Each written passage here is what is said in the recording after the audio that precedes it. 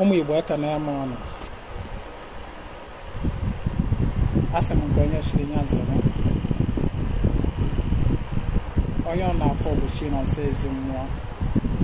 Ezinwa Anaedo bụ Akajiọfọ obodo Oraifite. Nkụzi anyị ji wee bịa tata ya gbasatara ịga ọfọ ụtụtụ, otu mmadụ ga-esi wee na-aga ọfọ. Ihe anụ bụ nkụzi nkụzigoro ọtụtụ oge. Ọ bụrụ na ị gaa through my page, ị ga-afụ ọtụtụ nkụzi m nyegoro gbasara nkụzi a. Edego m ya ede, akụzigo m ya n'ife onyonyo in many shapes and forms.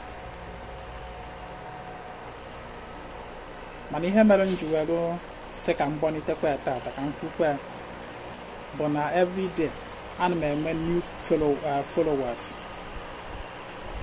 ndị chọrọ ime ọdịnala mana ha amaghị otu fa ga-esi were bido maọbụ ife fa ga na-eme. Onye mere m ji wee dọkọta tata sị ka m kwulitekwu ya, ka m kụzikwu ya. Nkụzi a m na-enye ya dị mkpa maka na ọ bụrụ na abịa n'ihe gbasara ọdịnala Igbo, isi sekpụ ntị n'ihe gbasara ọdịnala Igbo bụ mmekọrịta dị n'etiti mmadụ na chi ya, relationship, communion between mmadụ na chi ya.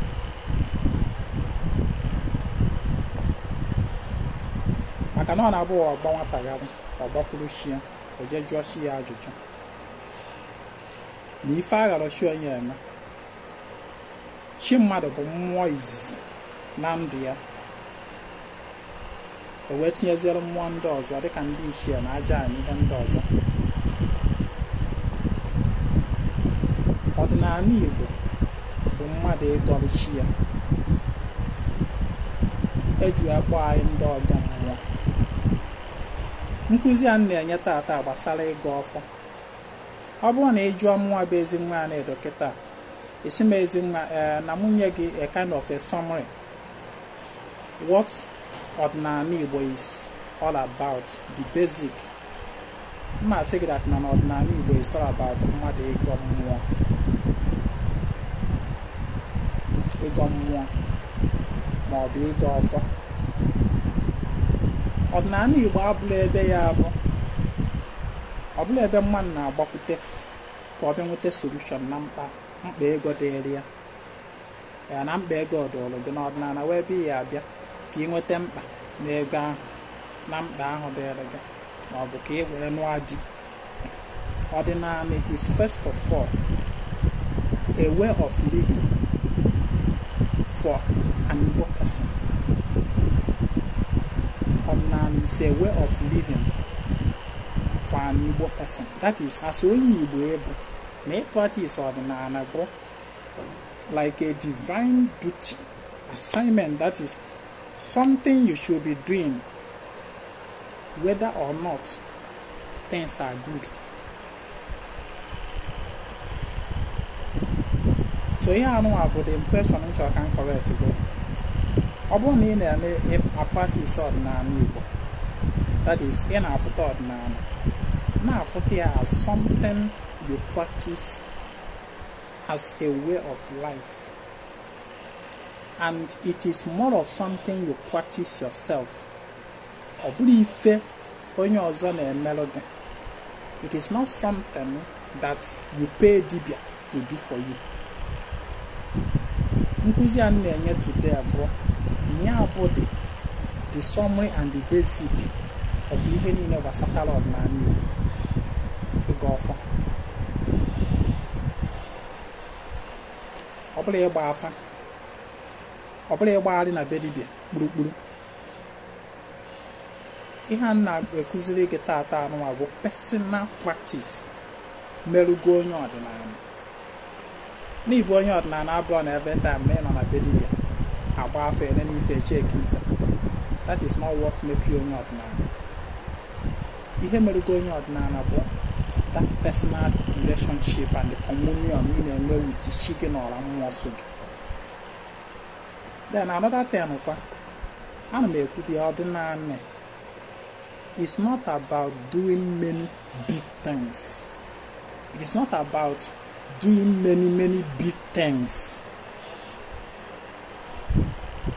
What I know, many big things like na mo je na mo nka gbu efi, je na mo nka gbori ebu, bonu je na mo nka gbu ewu, je na ndem mmiri kwakojuo aja juru nnukwu baf, je to na mmiri.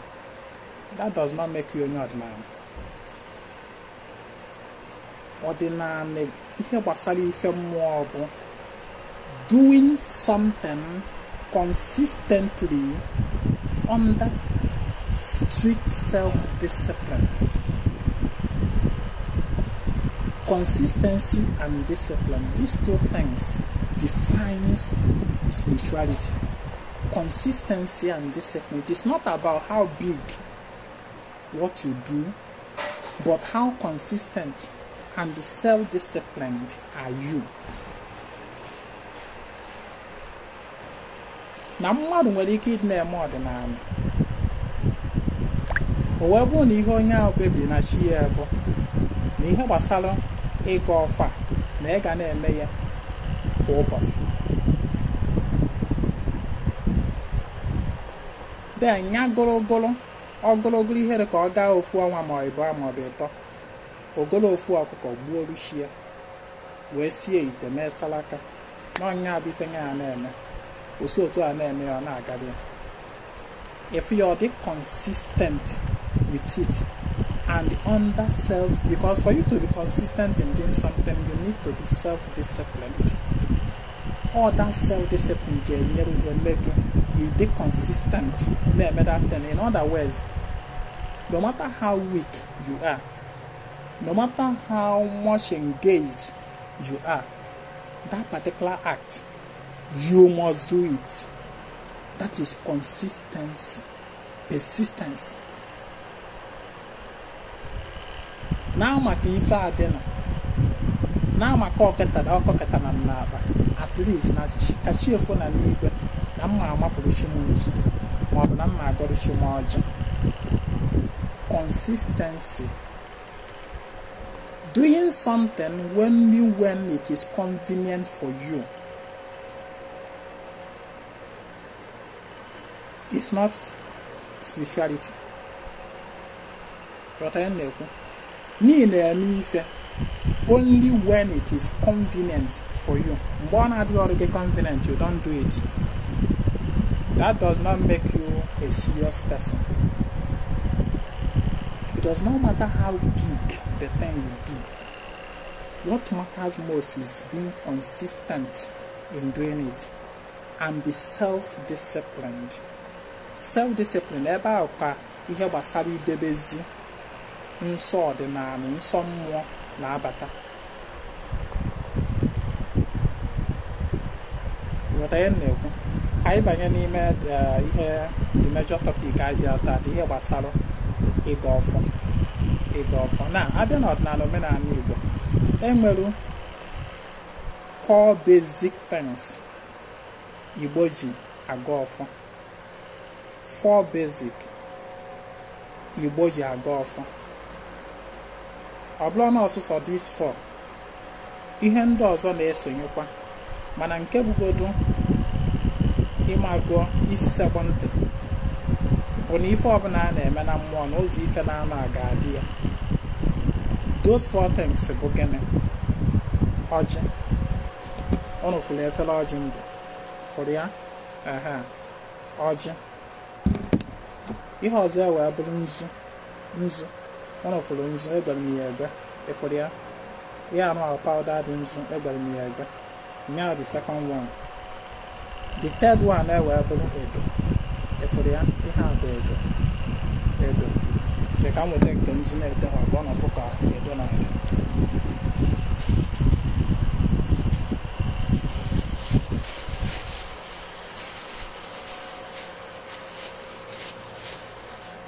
Ihe a bụ edo. Ịfụrụ ya? ihe a bụ edo. Nke a the third one. The fourth one wee bụrụzie nkwụ. Ihe anụnwa bụ nkwụ ike kai ma hot drink ma dry gin nke ọ na-ekpọrọ ya. Ihe a bụ nkwụ ike esipụtara ya na ngwọ. Ịghọta ya na-ekwu. Nke a mere ya ịnọ. If these four things mkpọrọ afa, ihe ọbụla Igbo na-eme na mmụọ, all these four things ka a na-eji ejekwu mmụọ n'ọdịnala omenala Igbo. Then other things that may be added to this occasionally bụ gịnị? Anụ dịka ọkụkọ, dịka ewu, dịka ebune, dịka efi. Toyota. Then enwekwaziri ọzọkwa, depending on the occasion or the situation or the need, dịka akwa. Nke anụnwa bụ akwa. Nke a bụ akwa ọkụkọ Igbo, akwa egg. Ihe akwa a na-alụkarị bụ maka ize mmụọ iwe. Nya ka akwa na-alụkarịrị. Eji ewelu ezetu akụjụ iwe mmụọ. Ịghọta?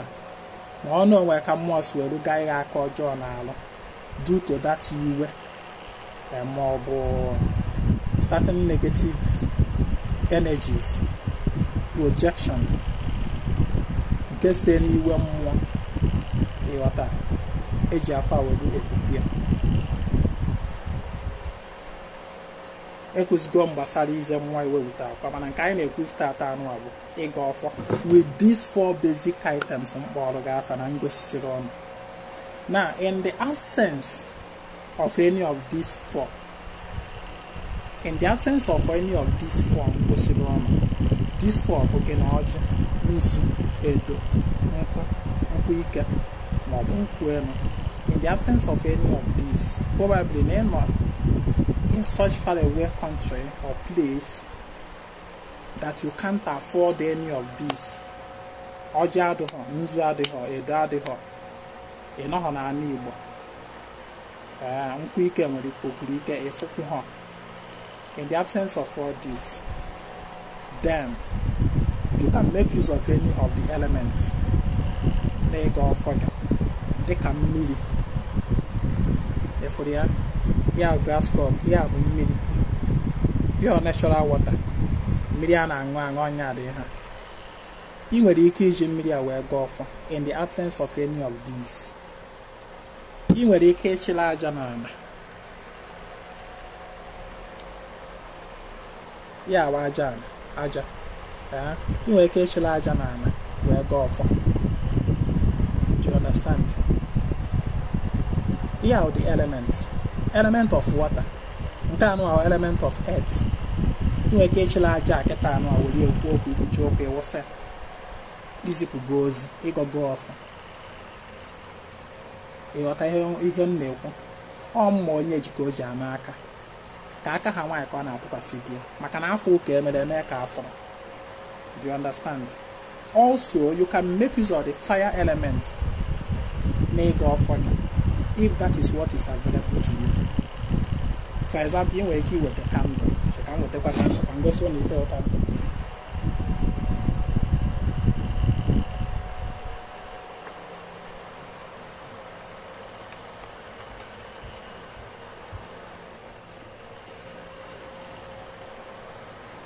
Ihe a bụ candle.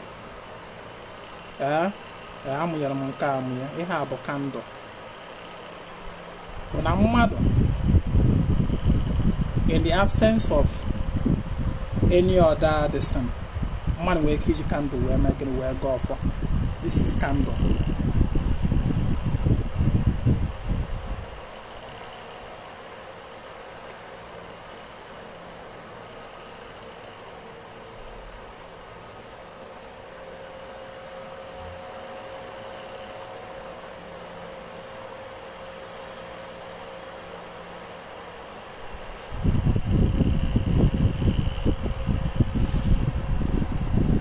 So ifugo ihe ndị nkwuru then anyị ekwugo maka water element, the earth element, kwuo maka fire element.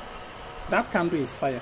Emunye ya iwere ya wee mee gịnị wee kwuo okwu wee gọọ ọfọ idebe ya ọ na-enwu. You can use it if that is the only thing available to you. Then we talk about the air element, air ikuku. But na mmadụ nwere ike iwere incense munye. Incense is air material. Ka ngosikwa na incense maka ndị na-amaghị.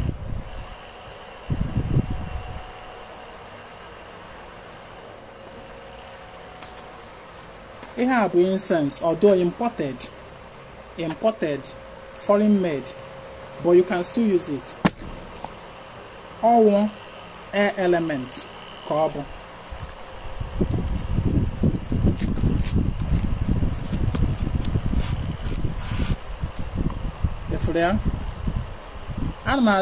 Some people gonna ask what kind of incense should I be using in my prayer? Anyone you prefer.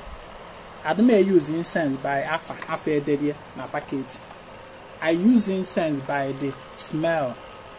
Any incense I burn and I like the smell. Also, when you then a packet here, incense here kwensu, or Satan incense, or occultic what. I don't bother myself about if they're on a packet here. What I bother myself is about how pleasing the smell is to me as a person, as Ezinwa Anaedo. Incense you like the smell. I continue using it. That is me. I don't have preference. It is the smell, the fragrance of the incense that endears me to the incense. It is not by if they're in a packet. What kind of incense should I be using? Whichever one that is pleasing to you, the smell is pleasing to you, make use of it. Yeah, another kind of incense. So, here I know about air elements, air materials. They can also be used in a golf. So, I'm going to now. Chetana mu okulu. Before you just want Ezinwa Anaedo, Ekulum say you only make use of these elements, materials, when you have no access or you cannot afford Oji, Nzu, Nedo, and then Nkwike, because these are the basic Igbo. But in the absence of these, you can now make use of water. Mmiri nkete, mmiri ana-aṅụ iwere kọpụ ịgbara ya. Iwere ya ịkpọkọ ochi gị kwucha ịtasa na ịṅụa nke gị. We are still coming to that. Or you can pick up earth. You can pick up aja. Iwere ya wee kwuo okwu ikwuchi ewusa. Ọ wee ga ọfọ.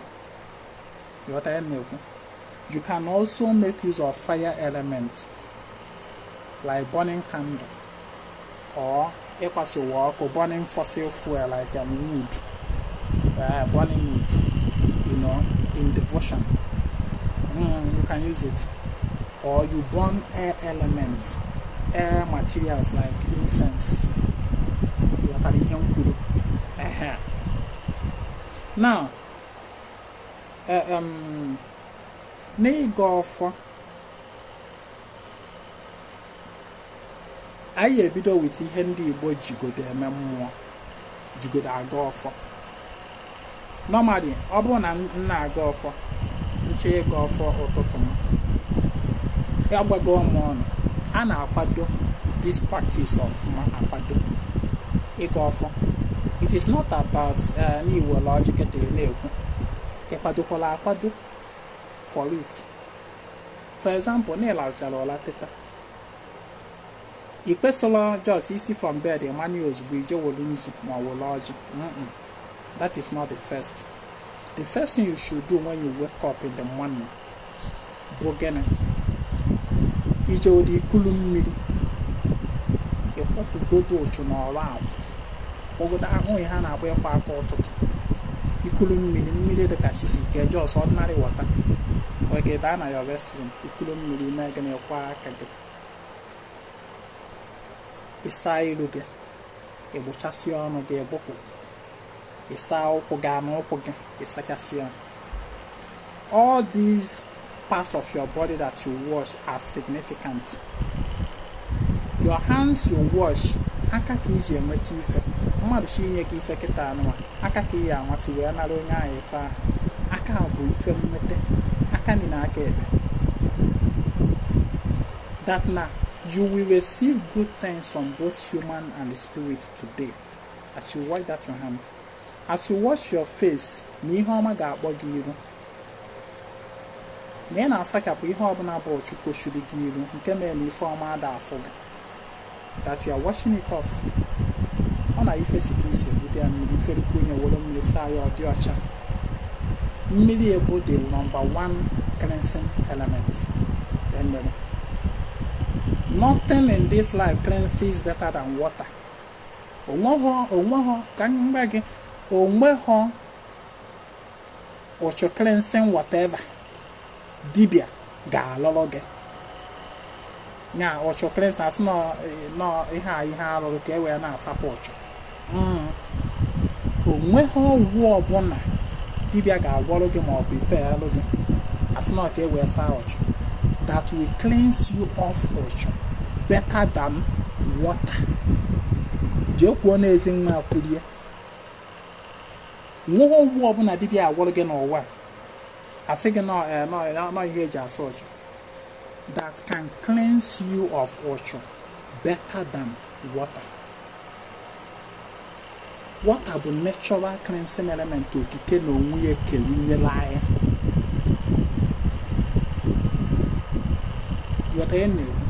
It is about you getting that water and infusing the right intention into that water to perform for you the particular purpose you need, and then you use it. Maka na dibịa na-agwọrọ ọgwụ na-esuru gị ncha na-esuru gị nke a na nke ọzọ ka ị wee na-asapụ ọchụ ọ gadasịa those material okwu ọnụ ka ọ na-eme gị ekwunyekwa na ya wee prepare ya i wee use the same pattern. Ihe ewetakwa mmiri wee even be more force because onwe ihe bụ na ihe anụ abụ ife something specialized in ya ibutere ya nyawa ọrụ ahụ ka ọ rụọ ya. Onwe ihe bụ na for example na mụ bụ a carpenter kịta iwetere m ọrụ carpenter ọrụ gbasara osisi na ntu na ka m lụọ ọrụ gị it is my field, my area, mma arịa lụọ ya mma dan na mụ bụ carpenter ibutere m ọrụ welder ka m bịa lụọ ọrụ gị. Enwekwara m ike ịrụ dị ọrụ welder but not as perfectly as I would do that of wood carpentry because that is my area of specialty. Na ihe na-agba gị bụ that na the area of specialty of mmiri ebe gịnị cleansing. The area of specialty of mmiri ebe cleansing. That no one another thing in this life somebody that can cleanse you of ọchụ better than mmiri. Ezinwa Anaedo kwurie. The only thing you need to do is that when you get that water, by the mmiri, the particular temperature ka o merụ gị. Ịma na the same mmiri a ka ihe ewere ịṅụọ ya o quenchia your taste. The same mmiri ahụ ọkụ ya na-agba otu iwere ya wụọ n'ọkụ ọkụ anyụọ. For different purposes. The same mmiri ahụ ka ahụ gị ga-eru onye nkịta iwere ya wụọ na ahụ ga-asa ya ahụ ga-adị ọcha. Different purposes, the same element. Now when you take up that water, what do you want to achieve by that water? Speak it into that water and then use it, and you will see it work out for you. So I may work my care to the preparation for a golf. That not only you could eat that all or total. You first of all go for cleansing with water. The very first initiation every day we're getting initiation into water. every day. Every day. Akwa ndị ụka na achọ ime mmadụ baptizim asị ka asapụ nje akara ụwa ewelu mmiri. Universal cleansing element all mmiri. So you get off from your bed, you go take water, you wash your hand, you wash your face, you rinse your mouth, you wash your feet. That is number one preparation for Akajiọfọ. And then ihe anụ abụ ose ọjị alligator pepper. Emepego m nke emepe mana cheta, when you get a bunch of alligator pepper for the first time and you want to open it, to start using, you take it behind you like this and then you pop it open and you bring it forward and you take the number of pieces you want to use. Like myself, on a bunch of I take just one piece. Just one piece. One piece bụ open wage data aka. Aka wee ka nje chile ya no mo be sack ta no na isi aka ma ụfọdụ adapụsịwa. So ọ na-adịrị more convenient to just pick up one. Maka na ọnụ na-aba adị eke ofu ose ọjị. Ọjị abụ na ose ọjị adị eji fela. Ofu mkpụrụ ose ọjị can be so powerful. Efuru ofu mkpụrụ ose ọjị. Ọrụ dibịa ji ya alụ erika. Maka ndị dibịa nwe ife ọbụ anyway. Ofu mkpụrụ ose ọjị o one other material ga-eweta. More either one or two other material or even one material depending on each of each. You combine on also mkpụrụ ose ọjị. You will ya lụọ ọrụ ike ya elu otu anụma. Ọgbanje na-agba na-ajụ kele ife na-eme na ya afọ ife na-eme. So what am I saying? Ka e kwụsịrị aka ọtụtụ. Ebia iwere ose ọjị, iwere ofu mkpụrụ, ime gịnị? Iwere ya ejichasị ya arụ gị. Metụsị ya na arụ gị. Ifuru ya ofu mkpụrụ a, were ya metụsị ya na arụ gị. Metụsị ya na arụ gị, ahụ gị niile. Ma azụ gị, ma ụkwụ gị. What are you doing by this? You are taking off negative energies. Any form of negative energy, that is what you are taking off your body. You are saying we may see a you 4 times. And then you throw it away. You throw it where you know you will not be crossing. At least for the next 24 hours. Ọ bụrụ ka ejichachari were ya tọpụkwa n'ọnụ ụzọ ebe isi ma na esikwa wee gafe. Ịgafekwa ya ibulukwa the thing ibupụrụ. That is the principle behind it. When you drop the used ụzọ ọjị ji wee gbapụsị ọchụ, a drop wee na-ebi ka ya agafekwa. Once ịgafekwara ya, those things ibulukwa ya, that is it. Therefore, you should drop your soldiers because those soldiers have now been contaminated. Oblugo negative energy. Oblugo nwere ihe obi ije wee bụkwa. Therefore, you will be no say be a man gaffes for the next 24 hours at least. What I know. So that is it about your soldier. Ihe a ka ọkwa preparation for Akajiọfọ. Imesizie nke ose ọjị a iwee mee gịnị? Iwee bịa. Ọ nwekwara nke nna adị emewekwa. Maka ngwa chọrọ ịdị na-eme. Ezinwa Anaedo, ọ na-nwere ose ọjị a jụchacha arụ tụfuo. Then achịrị m some pieces ihe dịka 4 maọbụ 7 maọbụ 9. Ghaye n'ọnụ. Atami atalie ya. Were ya wee kwuo okwu. Gọzie ụbọchị m. Ntacha ya, abụkwụ ya. I'll face the door out of my house and do it. Ntacha abụkwụ ya. It is part of nke a bụrụ iwu. But I'm telling you that is what I practice sometimes. And oge nyekwu aka ọnụ m ka m tara ya ọnụ m ekpo ose. Maka na ọnụ tara ose adị eshi. Igbo ji wasị na-agụrụ ụzọ agụrụ ọnụ. It helps to loosen your mouth to speak forth because Akajiọfọ is about declaration, speaking out. It purifies the words of your mouth. So that okwu a ga-esi gị n'ọnụ ahụ tara ya bụ ose wee pụta ama nji iji ifere, maka na ose ọjọọ adịghị eji iji ifere. Ghọta ya na-ekwu, uche ka m na-ebunye gị maka ngwa onye chọrọ ya nwa. Biko na-share this message ka others na-enwetakwu ya. Don't watch this video without sharing it. After ka m mesịrị that one, ewe m bịazie n'ọla, eburu m oche n'ọla, ewe m garasị ihe ndị a. Ọjị dị ya, nzu dị, edo dị, nkwụ ike dị, ịghọta ihe ndị a dị. Ana m ebido with nzu.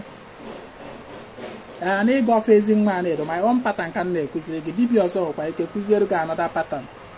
Dibịa ọzọ nwee ike sị gị n'ọjị ka anya ji ebido, mana Ezinwa na-ebido with nzu. Maka na nzu ka eji akpọ mmụọ iri ụtụtụ were anatakwa n'ife ọnụ. So mbịa iwere ma nzu a, ọkwa nzu ya bụ ọkwa nzu ihe dị ya n'ime bụ nzu egbere egbe, grinded nzu. It is not in bunch like this. It is not in bunch like this. All these ones can be wee nweta nke. So mbịa mbuli ya, ewe m kpọkuwe mmụọ. Now, people have issue of kelu mmụọ fire abụọ, and what we dare say in the Akajiọfọ. Okay, back up where I'm not doing. You know, some people will be asking, kelu mmụọ fire na abụọ, what will I be saying na Akajiọfọ? Now, the head on this topic bụ a roadmap for Ọdịnanị beginners. Roadmap means that is, and my point take it that now this is the way to follow. This is the way to go. I am not necessarily telling you how to walk that path. I am telling you that this is the path to follow. No side there can you see. Man, what you guys is where gazi on that path is your personal decision. Each one you joke. We are now walk on the path where we are being aged. Fine. It's only you work a ganebe. Where we are being aged. Fine. It's only also a gana open where on that path. It is your decision. It's open no bicycle. Key you will travel on that path. Go a cobasano. It's all no motorcycle key gauge. Na you sabi. It's also no motor. Nkobona. Ihemma. I am telling you that this is the path to go. Do you understand? However you choose to walk on that path is your decision. I am giving you just a roadmap.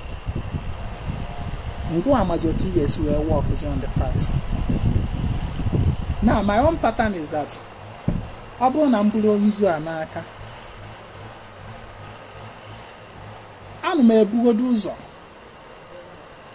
kene ụbọchị chi fọdụ that day, maka na ụbọchị ọbụla bụ chi.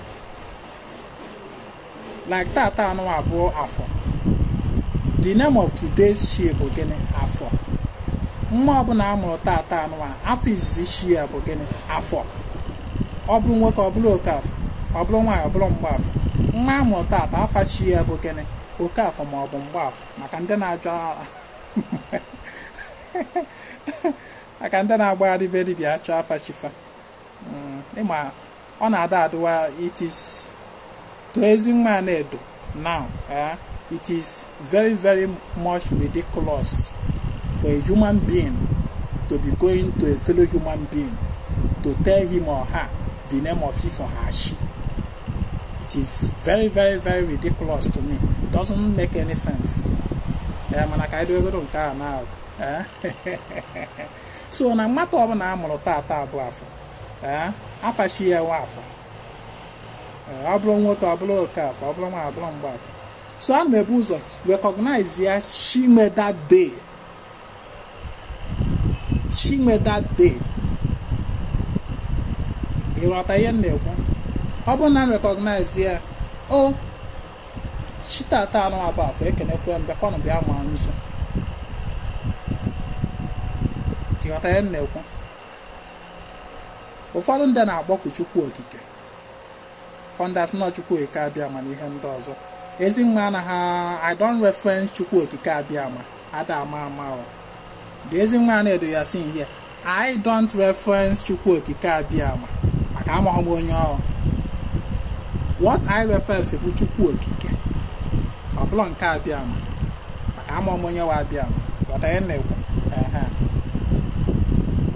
Sometimes I call on Chukwu okike, mana agbago m ọnụ ife m ejila ada eme emphasis on Chukwu okike bụ na mmụọ ndị ọzọ niile agbakọtakwala ọnụ wee bụrụ ofu Chukwu ahụ. Mana ka anyị na-eje na-abịa dọghasị bịa, ị nwere ike iburu ya bụ nzu ahụ esi o Chukwu okike agbakọ gị bịa ma nzu. Ọ dị mma. Ịkpọzie ịkpọ chief medade chief oludade nwafọ Igbo ọbụla kwesịrị chi ụbọchị ọbụla ikwesịrị ịmụ ike ụbọchị ahụ bụ ikwesịrị ịma ma ụbọchị ahụ eke ka ọwụ orie ka ọwụ afọ ka ọwụ nkwọ. Kene mmụọ nwe ụbọchị ya maka na ụbọchị ọ na nwere mmụọ nwe. Otu otu ebe ọ na ndị oyibo bịa mee na nwere Monday, Tuesday, Wednesday, Thursday, Friday, Saturday, Sunday. Afa niile abụcha afọ alụsị alụsị ndị ọcha Monday agbalụ o nwere mmụọ Monday, o nwere mmụọ afọ ahụ Monday wee nye dade. Ịghọta ihe na-ekwu. N'ọdịnala omenala Igbo ụbọchị ọbụla chi folu n'igwe o nwere mmụọ nwe dade. Today bụ afọ, mmụọ nwe tata ahụ gịnị afọ. Therefore I recognize mmụọ ahụ nwe today. Chi afọ bịa ma nzu, chi afọ bịa ma nzu. That is how I recognize it. Ọdịnala be nna m bịa ma nzu, chi m bịa ma nzu. Enweghị specific order. That is not mmụọ nke a ka ihe ebu ụzọ wee kpọọ before nke enweghị. Maka ndị ya abịa sị ya na ikwesịrị ibu ụzọ kpọọ Chukwu okike ya in Ezinwa Anaedo dictionary enweghị order. Enweghị nọ nke a ka m na-ebu ụzọ wee kpọọ ma nọ nke a ka m na-ebu ụzọ kpọọ. Ụfọdụ asị ya ebu ụzọ kpọọ chi gị. In the dictionary of Ezinwa Anaedo, such order does not exist.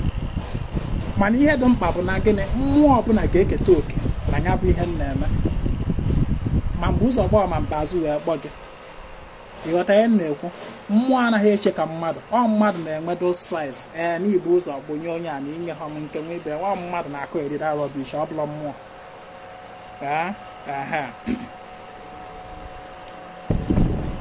Ekwuo na m n'ihi agbọkụ mmụọ nwe ụbọchị ahụ. Ọ bụrụ na taa like taa bụ afọ, chi afọ bịa ma nzu. That is simply how I recognize it. Chi afọ bịa ma nzu. Ịghọta ihe m na-ekwu. Chukwu okike bịa ma nzu. Ya agba Chukwu okike. I'm just giving you a road map. Remember, a road map sample ka m na-enye gị. Ngụwa amazi ịrụzi as a thinking human being ebe ijizi aka gị wee mee gịnị chart ya your own part. I am only giving you a road map to assist you. Ịghọta ihe m na-ekwu. Chi ụbọchị ahụ is part of the spirit you recognize. And Chukwu okike and the chi gị maka ndị a na-asị I don't know the name of my chi. Chi mụ nwa bụ chi nọ nso Ezinwa Anaedo nke ka m na-agbakọ bịa ma nzu. Chi mụ bịa malụ nzu. Chi mụ bụ onye mmụ nwa bụ chi nọ nso bụ Ezinwa Anaedo bụ Okorie. Ụbọchị orie ka a mụrụ m. Chi mụ nwa bụ chi mụ. Ịma na Igbo sị abịa na-asa na-asị na chi mụ onye bụ mụ. Chi mụ onye bụzi mụ ahụ mụ onye ọmụ n'ọmụ bụ chi nọ nso Ezinwa Anaedo Okorie. Ya bụ chi mụ bụ Ezinwa Anaedo chi nọ nso Okorie bịa ma nzu. Ifụrụ ka m si tinye maka nke nwa gwenye ka na-asụ nka asụsụ ndị iti anụnwa. I don't know my chi. Agwara m gị na ụdịka asụsụ a don't come to my page with it again. Don't come to me inbox with that kind of nka asụsụ na ama amaghọchi m because ọ na-ewezi m iwe these days. mmadụ ịbịa na-asị m, how do I know my shi? How do I know the name of my shi? Don't come to me asking me that question again. So ịkpọ chi gị, agbana ngị the name of your shi now. Ịkpọ chi gị, ịkpọ ndị ichie be nna gị. Ịkpọ ndị ichie does not mean ọ bụrụ iwu na ya agba afafa, maka na o nwere ike mara ama na afafa, mana o nwekwa onye ichie be nna gị ịma. Ndị ichie bụ ndị nwụrụ anwụ, ndị okenye nwụgoro na mgbọrọgwụ ọnụ. Mana be nna gị ma na ikwu nne gị ọmfa ndị ichie be nna, ndị ichie ikwu nne. Ịghọta ihe nna ekwu? Like nna gị ọ nọ n'ọzọ, ịkpọọ ya.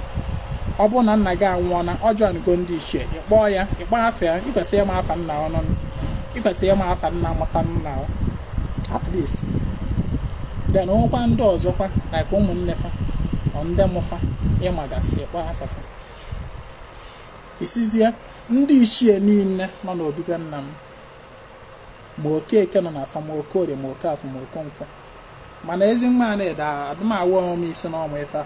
O nwere ihe nsị na mmekwu ya. Ịma na before, ịma level mmadụ gagolu, process mmadụ gagolu n'ọdịnala erigokwa nne. Ọnụnwụ ndị na-abata ọdịnala kịta. You guys are lucky to have people like me. During my days, it was more like moving in darkness. I remember those days. Adiana say ni ya machigi, ni ya monyo wa nke nwi bia nwa na ibia. Ijere na agba edi na afa. Na agba edi na afa. Ye na chochigi. Na agba edi na bende dibia. Dibia te na agba arụ afa shi. Dibia te na agba 10 different ancestors and all that. So meketakwazi asi okay ebe ono na yezi nsogbu otu a. Na gi woruzie na ị na-emezi chi gị ife. Na gị agbazina any specific name. Na gị isi Shimo, ibulu Okeke, ibulu Okorie, ibulu Okafọ, ibulu Okonkwo. Na gị bịa na loke nya Shimo ibu Okeke, ibu Okorie, ibu Okafọ, ibu Okonkwo. Nwanne, that thing was bullshit. If that asụsụ bullshit ka ọ bụ. Ezinwa Anaedo gbara ya bullshit. Nya Shimo ibu Okeke, ibu Okorie, ibu Okafọ. Does it mean na ịma ha afa gị? You throw your shit like that. Shimi Ibu Okeke, Ibu Okorie, Ibu Okafọ, Ibu Okonkwo. There was actually a time I spoke that kind of yeye language. And I'm about yeye language because I have understood better. I can't be describing my shit in such format. I describe my shit with specific name, and that name is no other than my name. I can't be telling my shi Ibu Okeke, Ibu Okorie, Ibu when I know that na afam Ibu Okorie. I should call my shi specifically Okorie. Shimo Ibu Okorie. Upon Kate na say Shimi Ibu Okorie, Ibu Okafọ, Ibu Asụsụ ndị na-ama ha afafa. Anyway, that is by the way. So, ekwum na ịkpọ chi gị, then ịkpọ ndị ichie. Ịkpọ ụmụ ọgbọ ada na ndị inyom ndị be nna gị, ndị nwụgoro m. They can see where like more basing man na agba ndị ichie. I don't bother myself about their names. Yes, I know their names, so like SMO Guaro, my genealogy now, up to about 7th or 8th generation, my gologia. Yeah, from my father mom to onye nke munyawa, to onye nke munyawa, to onye nke ma go up to the 7th or 8th. I think God got 8 come madewe. Ma gologia now. But now go for I don't always mention their names. I do that for a reason.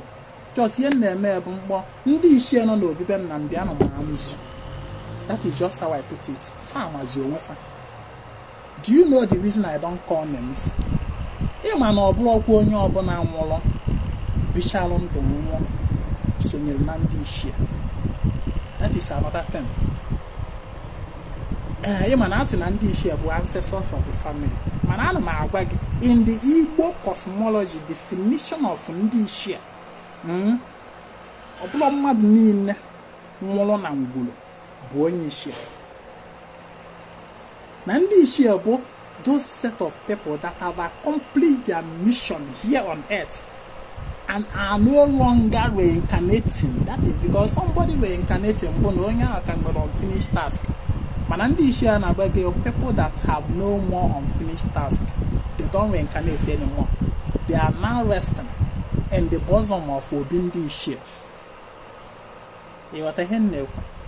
Now, more and more, out of all those 7 or 8 genealogy na mama na Bennam, mmadụ one n'ime fa ka mma. That na have finished got their task. How many do I know? I don't even know anyone that have not. I don't know. As a human being, you understand? So that is why I may use that general term. They know themselves. Farmers would forget you were amazing. If I don't call specific name, sometime, I'm dependent. Dependent. So, I can go away where you can say, hey, I don't know the name of my Ndishi. I am not giving you that format. Just say Ndishi. It covers. Then no more $1 than the and then wife. No more bob, then why I'm on the family on the ndị inyom ndị ebu ndị anọtala amụta esi ebe ọzọ wee nụbata ha na the family.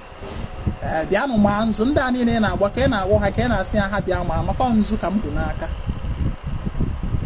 Mma agba ha sị ya na m uchere ha nzu edo ọjị na nkwụ n'ilu na ha bịakwa bịa na road. Onye bịazi ọmanụ nke ọ na-eri ọ na-egwo. Aja na be nna m ma nzu. Ọdịnanị be nna m ji wee biri ma nzu.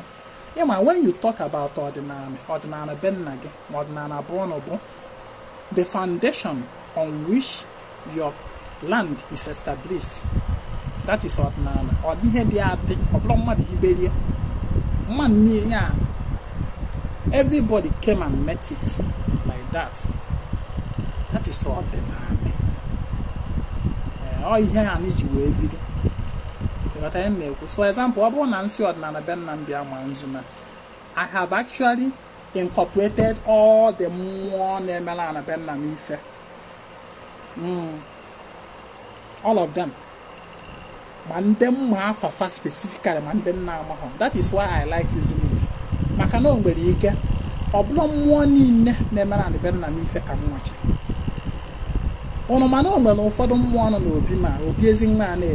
I don't even know. Manaha no here, na look na. Do you know? As a dibia, na bem that I don't know their name. I don't even know. But my aura, my energy attracted them, and they are here. Or sometime Kaana Adia goes on with her, no senabo, Afunfa. Yes, it does happen. So, more would be how much about Afam one in a Monahana or Bruce Machazel or Nana Nana Bennam. It is not possible. So, therefore, the reason there when you told you more bunzu like this, I won't come for a simple Ọdịnanị Bennam Manzu. By this statement, I have incorporated all of them. Ọbụ na ọdụ ọmụmụ so na Ọdịnanị Bennam ọ ga-azụ okwu ahụ. Ọbụ na Arọbi na-agụ so na Ọdịnanị Bennam ọ ga-azụ okwu ahụ. Ọbụ na Ogwugwu so na Ọdịnanị Bennam ọ ga-azụ okwu ahụ. Ọbụ na Udo so na Ọdịnanị Bennam ọ ga-azụ okwu ahụ. Ọ bụrụ na Ngene so na Ọdịnanị Bennam ọ ga-azụ okwu ahụ. Ọ bụrụ na Ọlasị so na Ọdịnanị Bennam ọ ga-azụ okwu ahụ. Ọ bụrụ na Agbụ Ọkalete so na Ọdịnanị Bennam ọ ga-azara toku by that collective name. Do you understand? Otu akwa ka ọ ya mbịakwa sị ma ọdịnanị ikwu nne m bịakwa ma nzu. That is mmụọ niile na-emela na ikwu nne m ife. That is what I have just called bịa na ma nzu. Mana o nwere ike nkwuchekwa ọdịnanị then abịakwa m mmụọ ndị mmazi afafa, the few that I know their name, I'll begin to call them name one after the other. Akpọwa mfa bịa mara nzu. Ịghọta? Echekwa m n'ikwu nne m, ọdịnala ikwu nne m gbatakwa na ogwu ikwu nne m bịa mara nzu, ogwu na ọjị na ọgbụ dị ike. Ana ikwu nne m, ana m akpa afa aja anị ụmụnna ikwu nne m, gbaa afa the village because na ama m ya ọfụma. Ngo nwere m ikwu nne gị ajụọ kịta ekele afọ ikwu nne esi na ịma. These are inquiries you should make. Go out and make. Asọ gị ji ekwa ka dibịa gbara afa gbawa afa ikwu nne gị, because some people are so lazy that they want dibịa afa to do everything and tell them everything. But I na-ekwu ndị ikwu nna m bịa ma nzu. Ndị ikwu nna bụ ebe esi wee nụta nne ya fada. Ndị ikwu nne nne m bịa ma nzu. Ikwu nne nne wee ebe esi wee nụta nne ya mọda bịa ma nzu.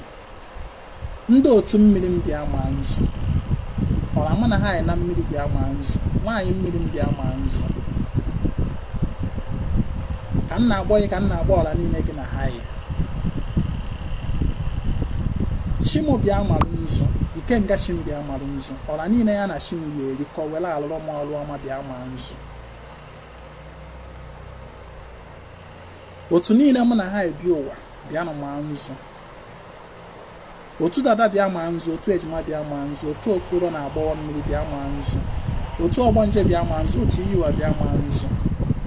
Otu eze nwoke na eze nwaanyị mmiri bịa ma nzu. Ndị ichie mmiri bịa ma nzu. Ụmụ ọgbọ na ụmụada mmiri bịa ma nzu. Ndị inyom mmiri bịa ma nzu. Agbawa mfa. Ezinụzọ bịa ma nzu. Na ndị ezinụzọ, ndị road safety, a na-agbafa. Ndị na-ana spiritual task force, ndị na-ana spiritual tax, road tax, ndị ezinụzọ. Ka ọ na ịma ha na-akwụ ndị ezinụzọ ụgwọ tax. You make use of road, you pay them. Adakwa ama, you pay them. Ndị road safety, ị mara otu a ndị esi ada enwe toll gate. Ị gafeta na toll gate, ị kwụọ ụgwọ for making use of that road. A na-akwụkwa ha ụgwọ ada ama. Sometime ijide ha ụgwọ, ha kụchi ụzọ gị. Ịma njeje, ịma nna na ife ọma gị na-abịa fea hijack ya ọma mbịarute gị. Ị na-agbagharị si n'ụzọ gị niile echi na biznes ada aga na ego nji n'aka agwụ na ọzọ ama mbịa nke nwe ya ama nọ ndị road safety, ndị ezinụzọ na ọha ji gị maka na ịda akwụta asị gị. Nwanne ka ị na-akpọ ha bịa mara nzu. You are gradually paying your dues to them. Ọ bụ na ịma ndị ezinụzọ bịa ma nzu, anyanwụ na-agbara bịa ma nzu. Ana m agbọgide kpọọ ma ọnwa na kpakpando nọ n'igwe abịa mara nzu maka na ha nche bụ mmụọ. Ndị nọ n'ọma afịa bịa makwa nzu because they are the part of the spirit that serve me. Ọkwa mfe nọ n'ọma afịa na-regulate nchọ izu ife jee ma afịa zuru ife. Yes, onwe ha afịa nọ n'ala Igbo na-enwe ha mmụọ eji hibe. Ndị nọ n'ọfịa bịa nọ mara nzu. Ana m akpọfa ndị ọfịa, ndị mgbọrọgwụ na mkpa ahịhịa, ndị na-enyere dibịa aka were agwọ ọrịa, were atọ mkpa. Agbara m ọnụ n'ụwa anyị nọ na ya. Learn to pay your dues to the various angles, elements, entities. Pay your dues to them. Ka fa na-eji n'oke nke gị wee na-agbara football. Pay your dues to them. And you pay your dues to them by all these Akajiọfọ nna ha akụzi na and aja ndị ọzọ, especially through this Akajiọfọ. Isi ha bịakwa bịa mara nzu. Then ọ na-ebu nwoke ị na-anụ nwaanyị and ị nwere ụmụaka. Chinọla mmụọ so nwunye m bịa mara nzu. Ịgba afa nwunye gị ahụ. Ị bụrụ nwoke ị na-anụ nwaanyị. Yes, ihe a pattern Ezinwa na-use ka m na-agwa gị. Chinọra mmụọ so nwunye m onye dị otu Okeke Mgbaafọ Mgboorie bịa mara nzu. Chinọra mmụọ so ye, Chinọra mmụọ ifo ka nsi wee koodie Chinọra mmụọ, let's assume na afa nwunye m bụ Mgboorie Mgbaafọ na afa nwunye m, na ihe mmekwu bụ Chinọra mmụọ so nwunye m bụ Mgboorie Mgbaafọ bịa maa nzu. Chie ka mkpọrọ, chie bịawazie ọkpọrụzie ọla ndị ọzọ ya na-eyezi. Ọ na ịmụtakwuo n'ụmụaka kwesịrị ịma na nke nwa bụ nwoke the chief priest of the home. Chinọra mmụọ so ụmụaka m bịa nụ malụ nzu, ịkpọ ha afafa na ofu n'ofu. You recognize ya, such record agba m na the major thing mmụọ needly n'ebe mmadụ na ọ bụ gịnị? Recognition. Recognize them that they are there. That is the most important thing that mmụọ require from you. Recognize them. Chinọra mmụọ so ụmụaka m niile ịgbawa afafa na ofu n'ofu. Nke Chinyere. Chinọra mmụọ so nke Chinyere bịa maa nzu. Chinọra mmụọ so Kelafe ya Obinna bịa maa nzu. Chinọra mmụọ so nke Makọna bịa maa nzu. Chinọra mmụọ so enyi nna ya bịa maa nzu. Ihe a ụmụ nwoke na-agbacha. If they will be partaking in that your table. If you go how important and deeply rich your daily Akajiọfọ is, that your table, that's certainly. A lot of more are being feed there, and those more that are feeding there are serving you. What I know, otu aka esi wee kpọkucha mmụọ niile isi afa bịa na loke iwe gbawazie ife chọrọ na mụ chọrọ ụbọchị tata chiforo tata ya makwara m mma dịka m na-apụ n'iru ọrụ ka afịa na-azụkwara m nke m na-eri gbakwa m iro nke eri m afụkana m anya ezinụzọ bụkwara m awele ife ike ezutekwana m na m ya ezutewakwa ife ike ikwuezie n'okwu na ngụnwa amazi ihe ị chọrọ. Cheta na ife na-enye gị ebu gịnị road map, ngụnwa amazi otu ị ga-esi wee travel on the path. Ngụnwa amazi ihe ị chọrọ, ịgbawazie ya mmụọ. Ọ bụrụ na ikwuchazie ka abịakwa na another one ebe okwu na-adịkwa. Ịgọchara kwuchazie isifa otu anụmanụ wee kwe ka ọ ya dị n'Eke dị n'Orie dị n'Afọ dị na Nkwọ ise iwere ise wee bie ya, ma ọ bụ otu ọ na isizi wee chọọ isi otu a wee end ya. Ikwuchazie mee gịnị nzu ka iji wee gbakwufe a wee gaa ọfọ niile like otu Ezinwa si eme. Ya na-eme mbịazie nkwuchazie ntụcharụzie nzu a otu a amapụ m ya na ana nkịtị, ma ọ bụ onwe ike ebe a nzọdoro ụkwụ atụchara m ya otu a masa m ya na ana dị. I'm not talking about making mark you maka ekwu ekwe eketa ọwụrụkwa another case. I'm not telling you to make mark maka ekwu ekwe eketa ọwụrụ another topic on its own. Ịghọta maka na making of mark with nzu varies from omenala ndị to omenala ndị. That is why I don't teach it. Ịchọ ịmụta how many mark to make in your Akajiọfọ na ọ na-abụ nje jụọ ndị okenye bụ na ọ bụrụ maka ihe ajụ maka na omenala be anyị abụrụ omenala bụ ọnụ. Na onye nna ya nọ ndụ ọ na-aka nzu na ọ na-eme eke mark with nzu na anị ajụ na mịa na abụ ọnụ jee jụọ ndị okenye bụ ọnụ. Ịghọta ihe na-ekwu? That is why m ji wee kwụsị nọ na nkwucha na nkụzi a na-eme mma na general public a na-emeri ya. Ihe nkwuru bụ gịnị ka ịgọchalụ nzu ịtụchalụ nzu egberi ya egbe ịtụchara ya ime gịnị ịtọsa ya na ana. That's all. Ịmasa ya na ana. You didn't make it. Let me show you how this one is.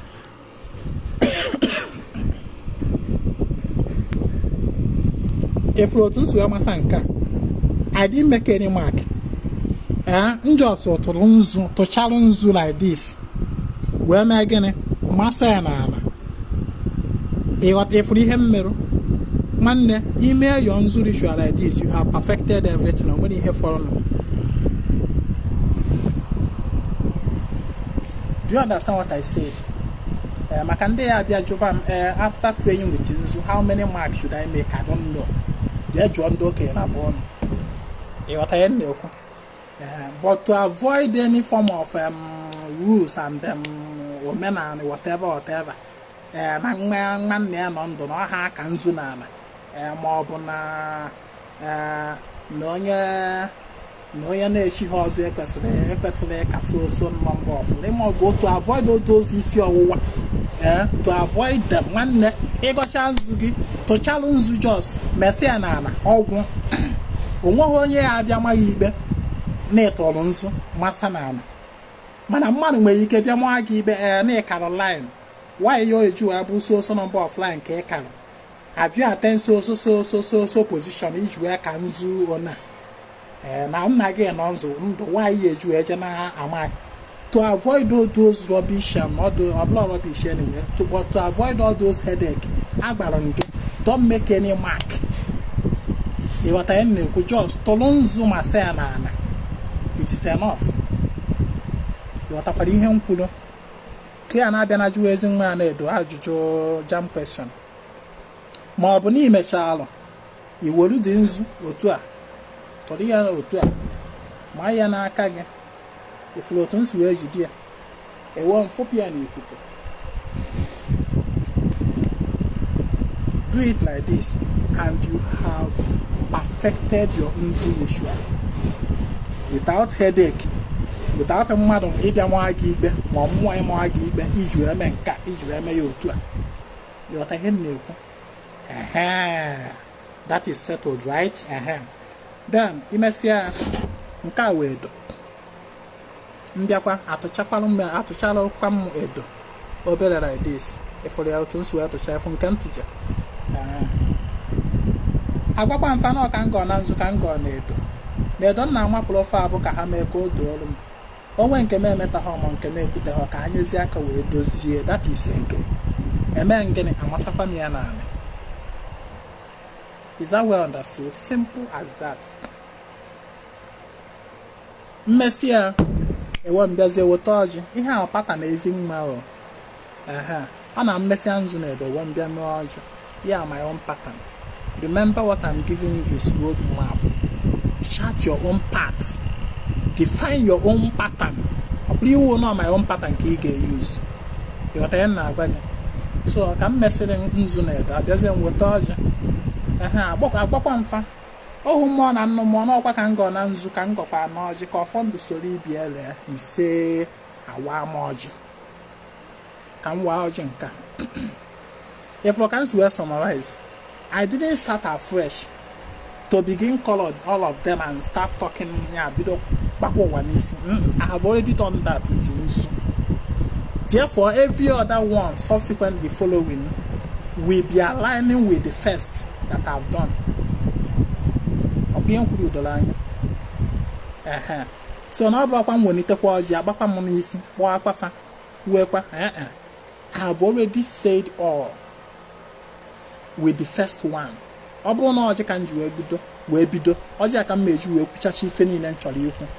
Then every subsequent one will now be following. So can be a conclude was your I can work because some people will be asking you better with all Jews on a key aware. Man, Uzo nigga watch depend on Uzo noji wall or noji ball, like if for jacketa. Ega for no baluzo. In a for some people will be asking you, Unga charge Uzo Nekama aware. That is to tell you that my Ọdịnanị some people are just completely novice. You could be from grassroots. As if they are accusing my prayer nurse. If you two just were the now omega sling keji Maria omega sling keji. May while all Jews on a warrior bunkeji or noja whom Meruki aware. For example, na can one car uzo no balo. Okay, can one keji no. E ma ko balo e for ya. E ma ko balo. So abon na nwa ya ya wee fele ọjị m ọkwa ya wee fele ọjị m awee m ya na efele ọjị m. Another mistake m chọrọ ịkọrekt bụ na ịwa na iji ọjị wee kpechie ekpere ịwụọ ya n'efere ibido waba onwe gị isi gbasara ife ọjị kwuru. Stop that rubbish. It is not your duty. It is not ihe awa ọjị ịwalụ for communion, for crying out loud. Ọ bụla ọjị ịwalụ ka ị wee gbawa afa. Enyobasizi na dị ọjị ahụ ịwara ya ka gụ na ezumezu geta, ọ bụrụ ka ị wee jube ese, ọ bụrụ ka ị wee gbawa afa. And especially when you don't even understand ife ọjị na-ekwu, ibido were fon sebe ise ya ka ị fọwọdụ ala ezi maka ọ kọwalụ gị. Nnọọ adị m mma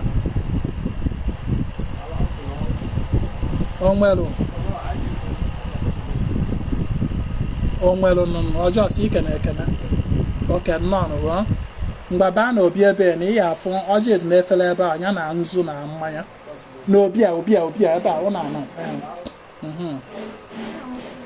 nne nnọọ nụ so mgba just ọsọ n'iru ebe a na-eji ozi na obi just ọsọ n'iru ebe a so ọ bụrụ na ịwa ya ewu ya n'efere ejena ka ije mewe gịnị je nyobasiwa dị ọjị ahụ. Stop snapping to look for who interpret for you. It is not necessary. Ka ị walụ dị ọjị ịfụrụ nke a nwụrụ ịfụrụ otu ọ dị o wee ka ma afụcha na ya ọfụma. So ihe mmemme ọ gbara ịnọ.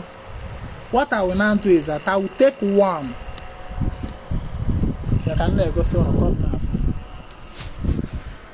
If I will simply take one, any one at all. Maka ụfọdụ a na-ajụ nke gbudoro iru na ana ka m ma ewolu ka ọ bụ nke chere iru n'elu. What of ozie na ha ncha niile gbudoro iru na ana ominu ọ na-ekpere mkpere agara aga. Ekwuona m ya sị, stop giving such interpretation to your ọjị. It's not necessary. Ịghọta ihe m na-ekwu? Na ọjị niile gbudoro iru na ana does not mean na ekpere gị agara aga. Na ọjị niile chere iru n'elu may not even interpret to mean na ekpere ego na anabatara otu isi wee chọọ. So leave ihe dịrị dibịa to dibịa. You are not dibịa. Ịwala ọjị aka gị na chi gị taa. Stop investigating it. Ịghọta ihe m na-agwa gị? So ọjị na ọ dị nọ 1 2 3 4. I will simply randomly without inyobasi nke ọbụla amanya m aka were ofu eme m gịnị. Okay, ebe a ka anyị na-eme ewere m ofu eme m gịnị edewe m n'ala. Chi m nọọla mụ na ha mmụọ niile m gbakwuru nke a wee oke nke ọnụ ịfụrụ ya edosala m fe ya n'ala. Ewere m ofu ibe eme m gịnị ata m.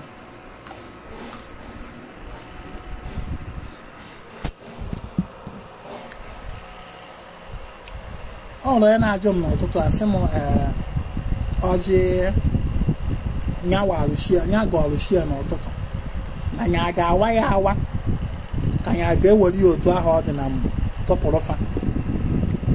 Wee na-asị ya na ọjị ịwa arụshi gị ịwara ya in communion ka ọ bụ communion maka na ịkpọkwuru mmụọ niile gị na ha ka ha bịa ka gị na ha mee gịnị bikọ.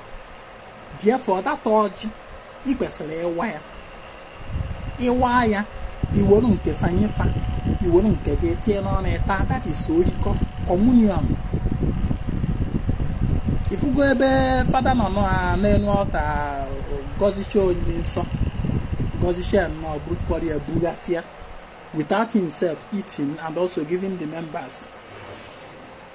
Ịghọta ihe na-ekwu ọ communion ka akpọrọ ya. You should break it. And ịwa that ọjị is highly significant. Ịwa the ọjị, you are declaring that na okwu niile ikwuru ụfọdụ niile ịgọrọ ka ị na-awa ọjị aka ha niile na-apụta ife coming to manifestation. Ọwụwa ịwa awa ụwa ịwa awa to manifest. Ịghọta ihe na-ekwu? so ị ga-awụ ya iwelu nke fa nyefa ịta nke gị. Some people ga na-ajụzi ka i were ofu nyefa iwere ofu taa, what of others fọziri m ka ihe a ga-eme ya. Ị hapụ ya na-efere ebe ahụ na ịghọta. As time goes on during the day, you may eat them. Like nwa ọjị nke anụ ada ebe a na o nwere ike before in the next 2 or 3 hours enwere m ike mbịa ebe a kịta atụtụrụkwa m ofu teekwa n'ọnụ. Before chi a na-eji ewerekwa m the remaining one teekwa n'ọnụ takwa ọgwụ na. Ma m firuo na m ada atọ ọjị like that. Ị maa na the remaining one fọrọnụ ya bụ these 2 fọzirinụ. Ihe mmemme ahụ nchiri ya na ngene awụpụ agbara m mmụọ fatazie. Ma ọ na o nwere onye nọ around ndị nọ I may give to them like my family members. Enye mfafa ata. Ọkwa nkọrọ udoro anya. Na o nwere some people ya na-asị na onye nna ya nọ ndụ na ọ da awa ọjị nke nwe ibe mmanụ. Nna ọ bụ na onye nna ya nọ ndụ ada awa ọjị ekwuola m ya. Maka ọbụla ajụ niile ka Ezinwa na-ala ka ịsa. Ọ bụrụ na nna gị nọ ndụ and ị chọrọ ịda awa ọjị, fine. Mụọ bụ Ezinwa Anaedo, nna m ka nọ ndụ mana ana m awa ọjị. Ona nna m anọghị here with me, physically present here and now. Nnọrọ here wa ọjị, nnọrọ here ga ọjị mma aware. Nwa ya eme m gịnị? Atakọ m ya with shame mara mụ na ha. Number 1, ọjị ụkwọrị mkpụrụ osisi. Ọjị, look at it, ọ mkpụrụ osisi. So what if I just simply feel like eating ọjị? I just feel like eating ọjị. Ewe nje n'ebe a na-ele ọjị, nsị fanye m ọjị. Fanye m ọjị. Eburu m ọjị a chọwagodu nna m ebe ọ nọ ka ọ waalụ m ya tupu m taa ya. Is that not stupidity? Na ọjị ewu mkpụrụ osisi and ọjị agụrụ m agụ ya ta dịka mkpụrụ osisi. Ewe m jee n'ebe a na-ele ọjị, nsị ọjị ego one fasị m 500 naira, m were 500 naira nye fafa were ọjị nye m. Na ọgụrụ m agụ ya ta. Ewe m bụrụ dị ọjị jewedu mebi nọ na Lagos ka m nọ. Nna m nọ na village. Esi m Lagos a burugodu dị ọjị nata gbagodu moto nata village bịa ọdụ nye nna m ka ọ waalụ m tupu m taa ya. Is that not stupidity? Ịma agbara m ọnụ omenala.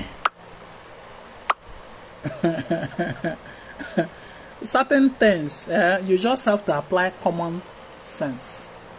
Common sense.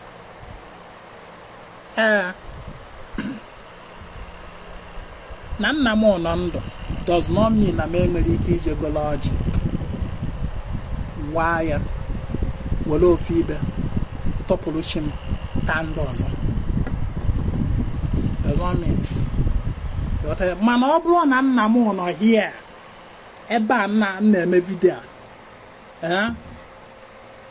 o wee wụ na enidere ewe ọjị, I will never dare to were that ọjị ahụ and wa ebe nna m na ya physically pray and my father is going to partake of the eating of the kola nut. O wee wụrụ na ọmụ ya aware, I will never try it. As far as all not here physically present. Ihe mmemme mburu dị ọjị na-efere ebinye ya nna m nekwu ya. Were ofu ka ịwata ka ịta. Nna m ewe were ofu. O wee gọọ. Ọwa. Ayata. But not when my father is not physically present. Na-asị m ka mburu dị ọjị jee chọwa ya ebe ọ nọ ka ọwa. Wow, ị na-eme ife ọmụmụ, ị na-eme odo omenala. Use your common sense. Maka ndị ya bụ ibutere m that question, onye nna ya nọ ndị ha watch. Keep that one aside. Ọ bụrụ na nna m nọ here physically present, nya ga-awa ọjị. Unless m obiziri m aka anya abụnyere ọsị m nwa m wazie. Ama m nọ with authority ya ka m ji ewe m weruzie n'iri ya. wire. And then wire and cow mmebuzo bunye nya ye worugodo ta ewo nworo. What I know, that is so me it was not eba. So the conclusion of ihe na-ekwu bụ na nwanne ya nọ ndụ. I mean, yeah, onye nne ya nọ ndụ na-awa ọjị, but not in the physical presence of his father. That is my own submission. Yeah, I may be wrong, go. Onye ka njụ asị ọgbagwojuo ya anya na zie village jee confirm ọfọ ndị okenye bụ ọnụ ifefa gbaziri gị lọrọ. Ihe na-enye gị ebu road map. Otu ihe esizi wee travel here is left to you. So that is Oji. I am going to Oji, right? Because this video help to share it. Oh, you take him long again to make this kind of video. It will take me long again. Oh, it takes 1 or 2 years. More ways in maybe upon a camera to teach this thing again. So if they help to share it so that other new followers that will later follow Ezinwa will get this video and listen to it. Because nyarumaka ana m agbakwa ofulu okwu niile a na-ekwu ebe a since ọwa gom isi awawa gom ọ dịrị izi ịghọta onwe ọkwa ya na-akwụ m ụgwọ special if this video na-eme adị m eme ya na ọka nwa Nsụka kwụọ m ụgwọ ọ dakwa akwụ m ụgwọ and onwe ọkwa ya na-subscribe m data special ọkwa my data ka m na-abụọ. So echekwara na m na-eme ya ka m were na ka o nwere ife mmete ya. I am only being doing it voluntarily to help. Ịghọta ya na-ekwu. So anyị ekwugo maka nke ọjị na come to nkwụ ike.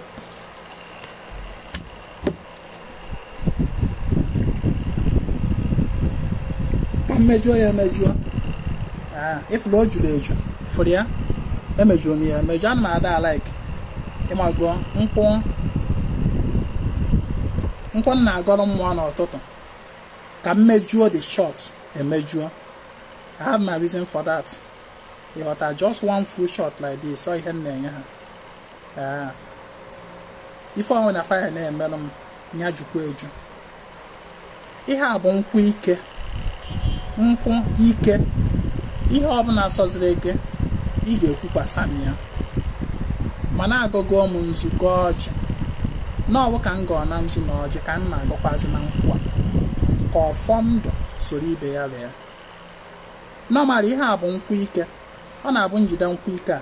Na nkwụ ike a ka m na-anọ wele agwa mmụọ sị na m achọkwa ka ife ike mee m. Ana m enyekwa ha nkwụ ike a ka ha na-ebupụrụ m ife ike. Na-ebupụkwara m ife ọbụla bụ ife anya mmiri. Ịghọta gwa ha okwu. O nwekwara other things that I ask which I will not make public here. Because my personal Akajiọfọ is my personal dealing with my shi n'Ọramana High. It is not a public something. If maybe na Akajiọfọ, I don't like somebody in or around here. Man na Akajiọfọ because it is my personal dealing. Na Akajiọfọ I can make even my deepest secret that I cannot share with human being. Be you who. My deepest secret that if you go to my wife, I cannot share it with you. If you go to my mother, I cannot share it with you. If you go to my father, I cannot share it with you. Manani in the table of Akajiọfọ, I will share it with Ishim n'Ọramana High. That is why my personal Akajiọfọ is my secret. I don't share with anybody. You unless kwa mwe kisu ya bịa kpacha na nkọ aja we na-egere ife nnekwu of which ime ya aja na ga-etigbu gị. My personal Akajiọfọ is my personal dealing with him. It doesn't concern anybody. Therefore, I don't have to make it public. Ihe a na-eme bụ to give you a roadmap. Ọ bụrụ nnọọ Akajiọfọ personal ka nna. Because my personal Akajiọfọ, if all these elements ebe a ma nzu, ma edo, ma ọjị, ma nkwụ a, all of them, my candle now, my instance now, all of them have something specific that they represent to me. Only me knows. That is why I am giving you a roadmap. Now go and design your own pattern. Now go and chart your own personal path. What I hear now, brother.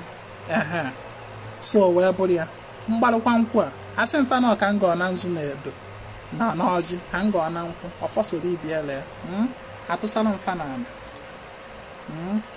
normally mma awụchara fe ya every time bịa na agwachara m obele nke a na-ekuzi owu uche ka na-ebunyekwa gị mgbachara obele anụwa mmeji aka ekpe wee buru ya nke ahụ ndị aka ogheri maọbụ ndị ọrụ agwụ ka ọ na-ekpọzirifa ma ndị uke ka ọ na-ekpọzirifa ndị ntisa ndị nghasa ọfa ka a na-eji aka ekpe were esatụ so o nwere aka ekpe otu eburu m ya sị mfa mgbanekwa na oke nke ọnụ awụpụrụ mfa wute aka ekpe nekwa na ya ka ha ṅụrụzie ijebe so ewe mgbarụzie nke m mamara ahụ m aṅụrị nne jọs obere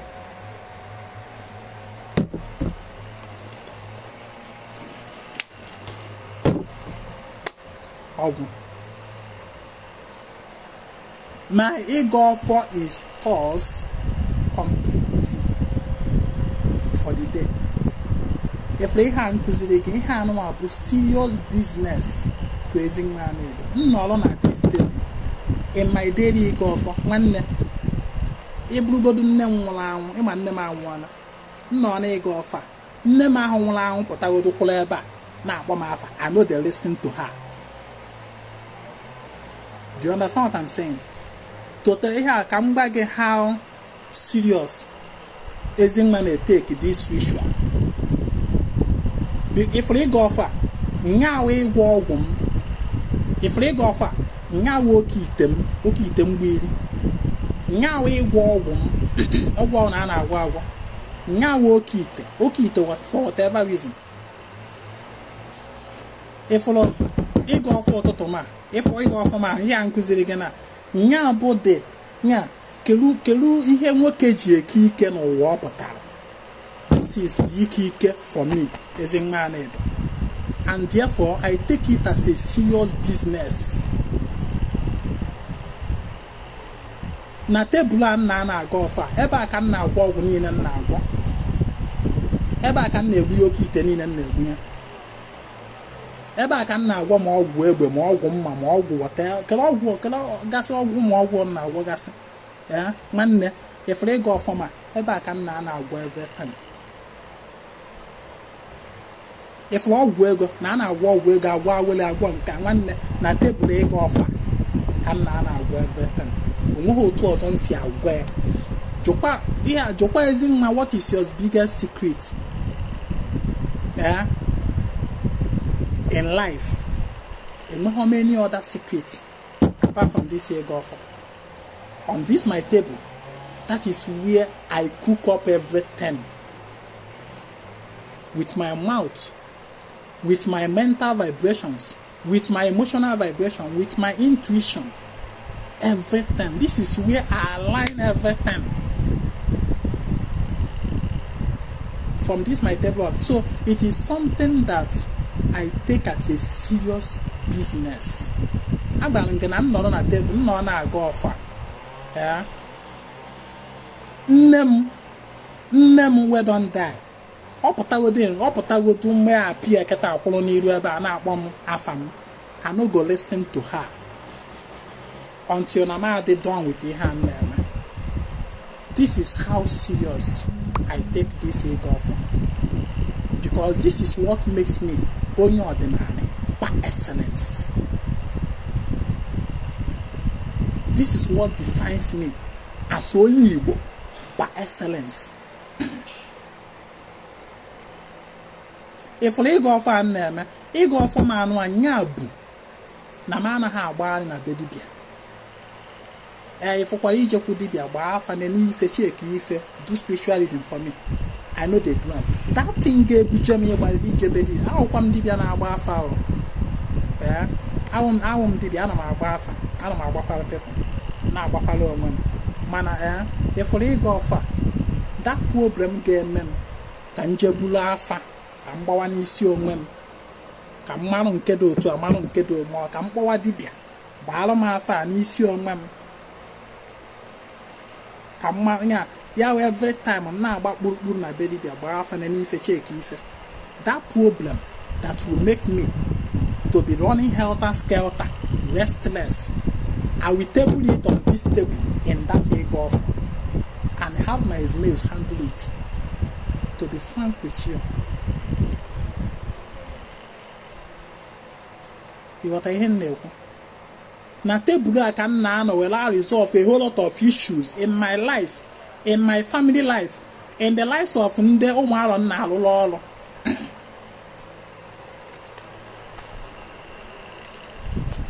Ifụla akwụkwọ ada ebe a, ọ na-ha eju ojukwa fokete egotekwa m ọzọ.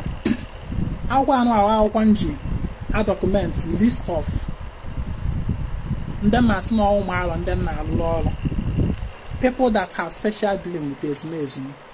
Ọ na-ana aga ọfa na tebụl ma mbulu akwụkwọ a, ọ na-enwe special position na this my table, ndọwa ya dị. Ịga ọfọ m na-etake him like 1 hour 2 hours.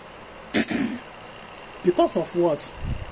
Ebe a ka m na-anọ wele trash all problems in my personal life, in my family life, and the lives of ndị na-arụ ụlọ ọrụ. Na tebụl a na ịga ọfa ka m na-anọ wele trash ya. Ịga ọfa dị so important to me that I don't joke with it. Onweghị every 24 hours gafere nọ. Ọ bụgo na ahụ adịlọ m na mụ nọ na sick bed na-aṅụ drip, ma enwegodu ike mee n'ụtụtụ, mmemme n'ehihie, mmemme onye n'ehihie, mmemme na mgbede. I must find a way, kama o nwere ike m bịazi ogo nọ 5 minutes ka m nyere ya eme m ihe ndị a. I must do it. That is ihe a na-agwa na about commitment, consistency with self-discipline. Onweghị ọgwụ ya agwa n'ụwa nwanne karịrị this daily ịga ọfọ, every day something, consistently, persistency. Onweghị ọgwụ, onweghị oke ite dibịa ya egbiri gị n'ụwa karịrị this practice that I have just taught you. Onweghị. Ihe ahụ the secret of Ezinwa Anaedo, part of my secret anyway, because I'm not showing everything on camera. But I know what defines you as onye ọdịnala bụ gịnị? This practice in just kuzie na onweghị aja karịrị ya m, onweghị ọgwụ karịrị ya m. Kedu aja, kedu ihe ndị Igbo ji achụ aja? Onwere aja ya achụ n'ụwa ọjị ama ndị a, ma ọ bụ nzu, ma ọ bụ edo, ma ọ bụ nkwụ. These are the basic things Igbo ji eje na mmụọ. Even ijegodo ọrụ mmiri nwanne, once these 4 things I use here the present n'ọrụ mmiri gị, and then probably anọ dị ya maybe ewu ma ọwa ọkọ, ọrụ mmiri gị is complete. Ọmụkwuru ya. So nwanne, take your daily ịga ọfọ seriously. That is what defines you as onye ọdịnala. Nsogbu ahụ na-eme ka ị na-agbagharị gburugburu be dibịa nwanne, make it a point of duty every day, table it on that table. Ka ị na-akpọku chi gị ma mmụọ niile ahụ ị na-akpọku, table that problem to them on that your daily ịga ọfọ. Let them handle it instead of it na-agbagharị helter skelter. Ijekwu dibịa nke a ọgbaghị rọbi, ọgbaghị confusion n'isi. Ijekwu dibịa nke a ọgbaghị confusion n'isi. Ijekwu dibịa nke a ọgbaghị confusion nke n'isi. At the end of the day, you will be filled with confusion. Develop this personal relationship with your sheep. What I am. So man, I'm not gonna learn. This video is lengthy. But I try to incorporate everything here.